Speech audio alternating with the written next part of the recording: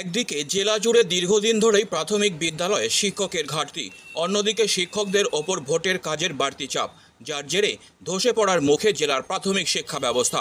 এই গুরুতর সমস্যা তুলে ধরতে মঙ্গলবার সকালে জলপাইগুড়ি জেলাশাসক কার্যালয়ে হাজির হন নিখিলবঙ্গ প্রাথমিক শিক্ষক সমিতির জেলা সম্পাদক বিপ্লব ঝা এবং সংগঠনের অন্যান্য সদস্যরা।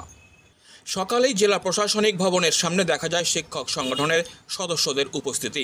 জেলাশাসকের কাছে স্মারকলিপি জমা দিয়ে তারা জানান, ইতিমধ্যেই বেশ কয়েকটি প্রাথমিক বিদ্যালয়ে শিক্ষক ছাত্র অনুপাতে মারাত্মক ঘাটতি দেখা দিচ্ছে। তার ওপর সম্প্রতি বিএলও হিসাবে প্রধান শিক্ষক, শিক্ষিকা এবং টিচার ইনচার্জদের ভোট সংক্রান্ত কাজের দায়িত্বে নিযুক্ত করা হয়েছে। এতে যে স্কুলের রুটিন পাঠদান এক প্রকার স্তব্ধ হয়ে যাচ্ছে, সে কথাও তুলে ধরা হয়। সংগঠনের জেলা সম্পাদক বিপ্লব ঝা বলেন, আমরা বারবার জানিয়েছি জেলায় শিক্ষকের সংখ্যা প্রয়োজনের তুলনায় অনেক কম। এই পরিস্থিতিতে যখন শিক্ষকরা পঠন পাঠনের দায়িত্ব সামলাতে হিমশিম খাচ্ছেন, তখন তাদের ভোটের কাজে লাগানো হলে স্কুল চালানোই সম্ভব হবে না। এই পরিস্থিতিতে জেলাশাসকের কাছে সমস্যাগুলি তুলে ধরেছি আমরা। তিনি আরও জানান, শুধু শিক্ষক ঘাটতির বিষয় নয়, বিভিন্ন প্রশাসনিক জটিলতা ও চাহিদামাফিক বদলি সংক্রান্ত সমস্যাও জেলাশাসকের কাছে জানানো হয়েছে।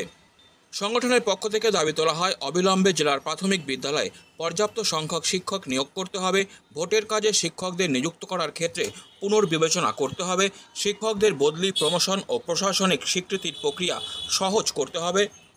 প্রসঙ্গত, সম্প্রতি জেলা জুড়ে প্রাথমিক শিক্ষকদের ওপর বিভিন্ন প্রশাসনিক ও অতিরিক্ত দায়িত্ব চাপানো নিয়ে অসন্তোষ তৈরি হয়েছে।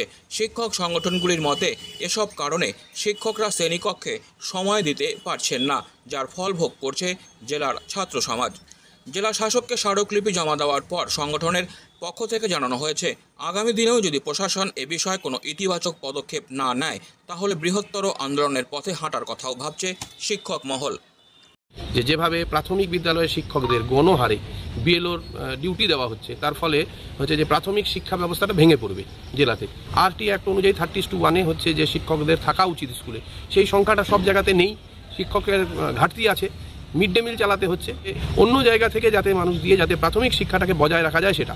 এবার যাদেরকে ডিউটি দিচ্ছে তাদেরকে দুটো কাজই করতে হচ্ছে, স্কুল করবে আবার এই কাজটা করবে, এই দুটো কাজ করা সম্ভব। শনিবার রবিবার তাদের কাজ করতে হবে। এবার শনিবার রবিবার তো আমার ছুটির দিন, শনিবার হাফ ডে, রবিবার আমার ফুল ছুটি, তার বিকল্প ছুটি আমাদের দিতে হবে। অন্য এই পরিস্থিতিতে শিক্ষা ব্যবস্থার হাল ফেরাতে প্রয়োজন দ্রুত ও কার্যকরী পদক্ষেপ, না হলে যে বিপর্যয় আসন্ন তার আঁচ এখন থেকেই স্পষ্ট।